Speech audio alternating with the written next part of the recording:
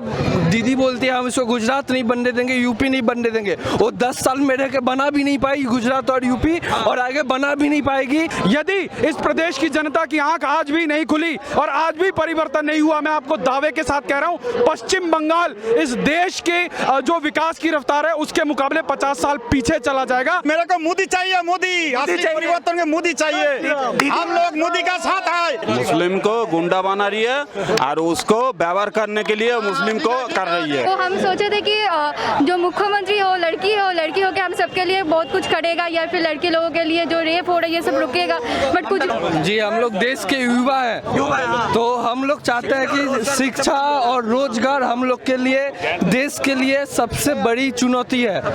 सबसे बड़ी चुनौती। अब दीदी बोलती है हम इसको गुजरात नहीं बनने देंगे, यूपी नहीं बनने देंगे। वो 10 साल में रह के बना भी नहीं पाई गुजरात और यूपी, और आगे बना भी नहीं पाएगी। और बीजेपी को अब जाके यूपी में देख लीजिए, रोज वैकेंसियां निकल रही है, रोज पुलिस में भर्तियां हो रही है। गुजरात में जाके देख ले, वहाँ पर इंडस्ट्री रोज बढ़े जा रहे हैं। उससे मोदी लोग बोलते हैं कि मोदी ने 2 करोड़ रोजगार देने का वादा किया था। मोदी ने क्या एक बार भी बोला था कि 2 करोड़ सरकारी नौकरी मिलेगी? मोदी चाहिए, ठीक। नौकरी तो प्राइवेट भी है, सरकारी भी है, उसके लिए इंडस्ट्री चाहिए। बंगाल में इंडस्ट्री कितने सारी बंद पड़ी हुई है हम लोग की। जूट इंडस्ट्री बंद है, पेपर मिल बंद है। हम लोग और हम फर्स्ट टाइम वोटर है इस बार। फर्स्ट टाइम वोटर जी। अच्छा, आप कहाँ कौन सी क्लास में पढ़ते हैं कि कॉलेज में? हम डिप्लोमा इंजीनियरिंग कर रहे हैं, फाइनल ईयर सिविल से। शिक्षा की व्यवस्था कैसी है यहाँ पर? जी शिक्षा की व्यवस्था तो यहाँ पर सरकारी स्कूलों में उतनी अच्छी नहीं है, लेकिन जैसे कि आप दूसरे राज्यों में देखें, वहाँ पर शिक्षाओं के लिए बीजेपी सरकार ने, हमारी केंद्र सरकार ने जैसे न्यू एजुकेशन पॉलिसी 34 साल के बाद न्यू एजुकेशन पॉलिसी जो हम लोग के वेस्ट बंगाल में लागू होने वाली है, ऑल ओवर इंडिया में लागू होने वाली है, उसके लिए भी हमारे बंगाल में विरोध हो रहा है।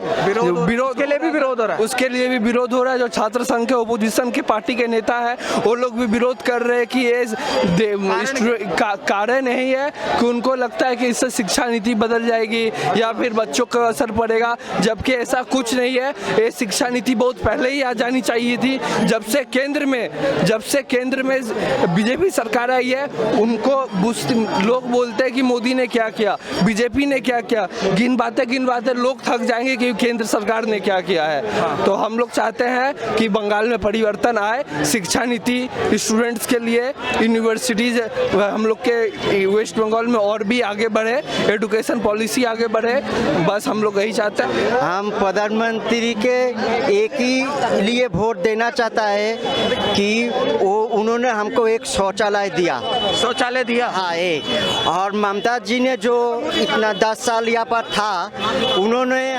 उन्हों को हाथ से कुछ नहीं मेरे को मिला, कुछ भी नहीं मिला मेरे को।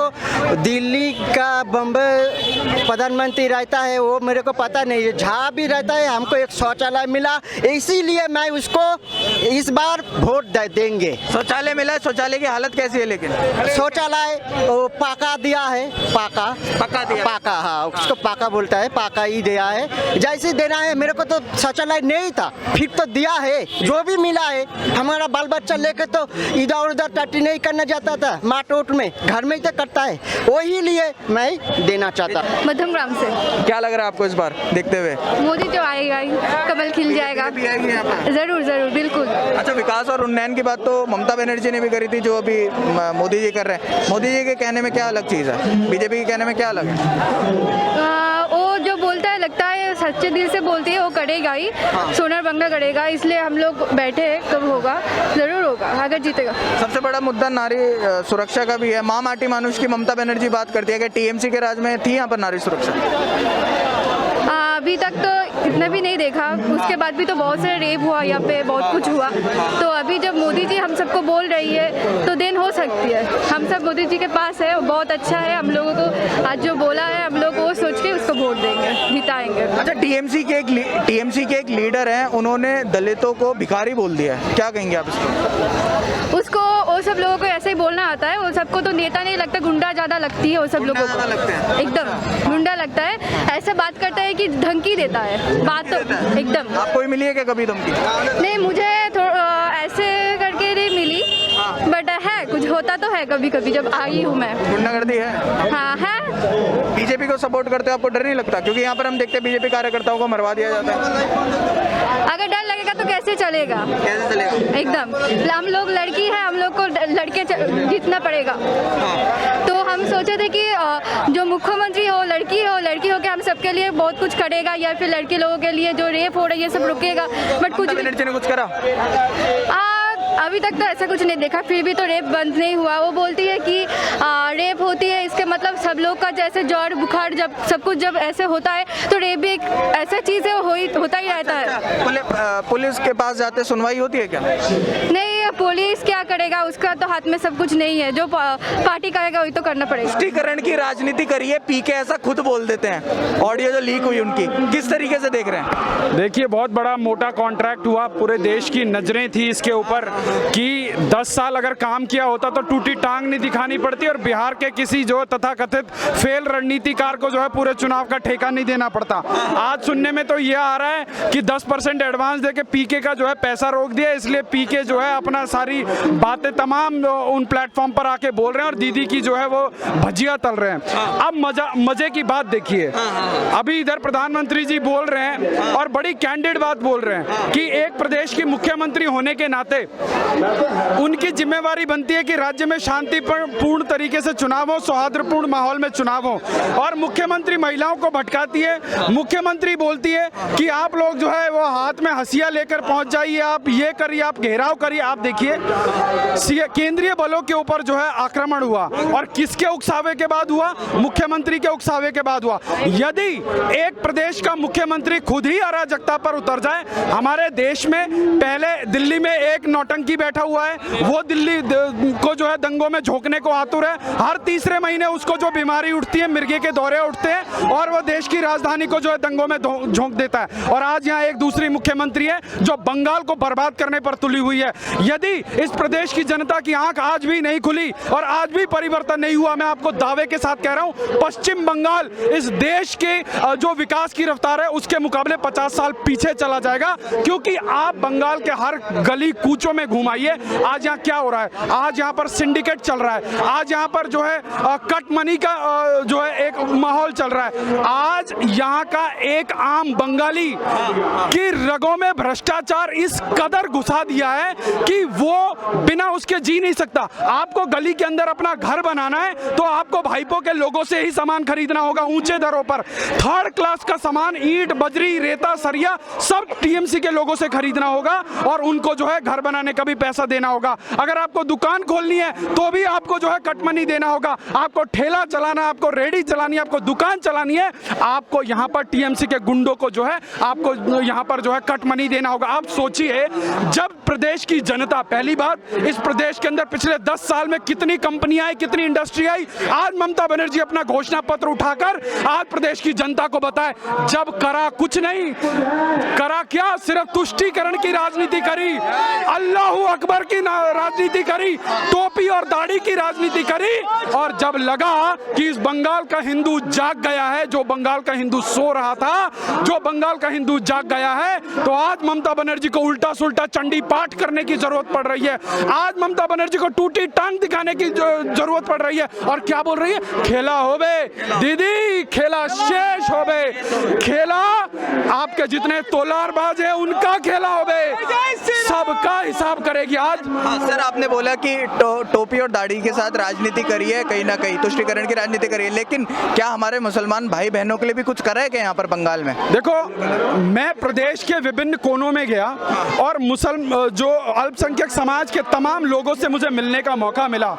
उन लोगों की एक ही शिकायत है, हाँ मुसलमानों के लिए काम किया, पर जो मुसलमानों के ठेकेदार हैं सिर्फ उनके लिए काम किया। आज तमाम नाम हैं। आप तुष्टीकरण की बंगाल के अंदर राजनीति का एक नया उदाहरण आप पूरे देश को बताइए कि हिंदुओं का मंदिर और जो है उसका चलाने वाला मैनेजमेंट का हेड कौन बन जाता है? बॉबी हकीम। मतलब जो ममता बनर्जी का दायां बायां हाथ। आप सोचिए, क्या देश के किसी हिस्से में हज कमेटी का चेयरमैन किसी हिंदू को बनाया जा सकता है क्या? तो बंगाल के अंदर सिर्फ और सिर्फ 10 साल में तुष्टीकरण की राजनीति हुई है। इंडस्ट्री के लिए बजट आता है, एनुअल बजट 150 करोड़, मदरसों के लिए बजट आता है 250 करोड़। आप सोचिए, जब प्रदेश के मुख्यमंत्री को यहाँ पर कारखाने लगाने की जरूरत नहीं है, जब यहाँ के जनता को शिल्पों देने की जरूरत नहीं है, जब मदरसों की राजनीति करके उसकी सरकार बन रही है, तो वो क्यों करेगी? आप बंगाल के गली कूचे में घूम जाइए, वहां पर आपको एक नया कल्चर मिलेगा जिसको क्लब कल्चर बोला जाता है। आप घर बैठे हुए लोगों को महीने का 10-20 हजार रुपया सरकारी फंड से दीजिए और वो लोग आपके लिए गुंडों की तरह काम करेंगे, आपके जो है कैडर की तरह काम करेंगे। आज यहाँ पुलिस से लेकर प्रशासन पूरा का पूरा टीएमसी की कैडर की तरह काम कर रहा है। आज इस रैली में आई हुई भीड़ इस बात का द्योतक है कि बंगाल की जनता ने असोल परिवर्तन का जो है मन बना लिया है। नहीं तो इतनी गर्मी में किसी के पास इतनी फुर्सत नहीं है कि बच्चे गोदी में जो है 5-5, 6-6 महीने के बच्चे लेकर मैंने महिलाओं को देखा है। तो ये सोनार बांग्ला बनाने के लिए जो बंगाल की जनता जागी हुई है, ये उसकी भीड़ है, ये उसका आक्रोश है। नाम उमरुद्दीन मोल्ला। अच्छा, कहाँ से आए आप दादा?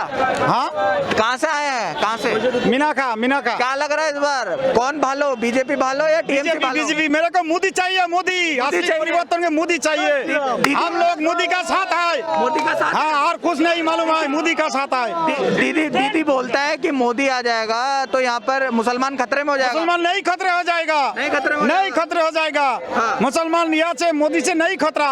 दीदी बोलती है कि मुसलमानों को झूठ बोलता है, झूठ बोलता है। दीदी ये भी बोलता है कि यहाँ पर अगर बीजेपी आ गया तो मुसलमानों को भगा दिया जाएगा यहाँ से। नहीं नहीं, निकाल दिया झूठा है, जाएगा। झूठा है। CNR वो मुस्लिम लोग बुझता है, वो झूठा है, झूठा है। अच्छा, मोदी तो असली परिवर्तन है। मोदी भालो, सबका साथ है, सबका विकास। मोदी भालो, भोले भालो है, हमरा यही विश्वास है। और ममता बनर्जी ममता बनर्जी नहीं है, नहीं है, नहीं, हम लोग उसका नाम पसंद नहीं है। मोदी हमारा साथ है। मोदी मोदी मोदी चाहिए हमको, मोदी चाहिए, मोदी। नरेंद्र मोदी जिंदाबाद, अमित शाह जी जिंदाबाद। ममता बनर्जी कैसी लगती है? ममता बनर्जी कैसी वो है? अच्छा नहीं लगता है। हम साथ है, ममता आज नहीं है। अब्दुल आलिम सद्दार। कहाँ से आए आप? बशियाट थे वो। अच्छा दादा, क्या लग रहा है इस बार परिवर्तन आएगा? परिवर्तन हर वक्त आएगा, हर वक्त आएगा। बीजेपी आएगा यहाँ पर? बीजेपी आएगा, 200 सीट में लेकर ममता आएगा। बनर्जी बोलते हैं बीजेपी आ गई तो मुसलमान खतरे में हो जाएंगे, मुसलमानों को भगा दिया जाएगा यहाँ पर। CNRC आ जाएगा। झूठ बात है, झूठ बात, झूठ।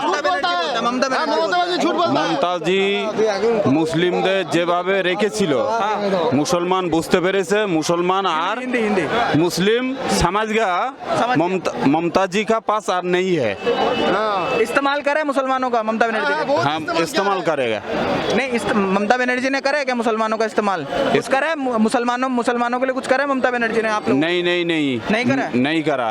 मुसलमान के लिए वो गुंडा बना रही है, गुंडा बना रही है।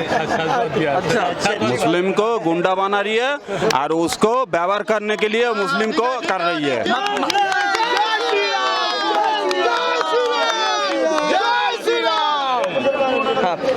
ममता बनर्जी बोलती है कि बीजेपी यहाँ पर आ जाए तो सांप्रदायिक पार्टी है, तुष्टीकरण की राजनीति करेगी बीजेपी, क्योंकि हमें पता है बीजेपी का अभी एक नारा है जय श्री राम। तो क्या लग रहा है, इससे आगे भेदभाव होगा क्या हिंदू और मुसलमानों में? बीजेपी जय श्री राम भी बोलती है। तो यार एक मिनट हम बांग्ला में बोलेगा, हिंदी में बोल दो थोड़ा सा। हिंदी थोड़ा थोड़ा होता है, थोड़ा ही बोल दो।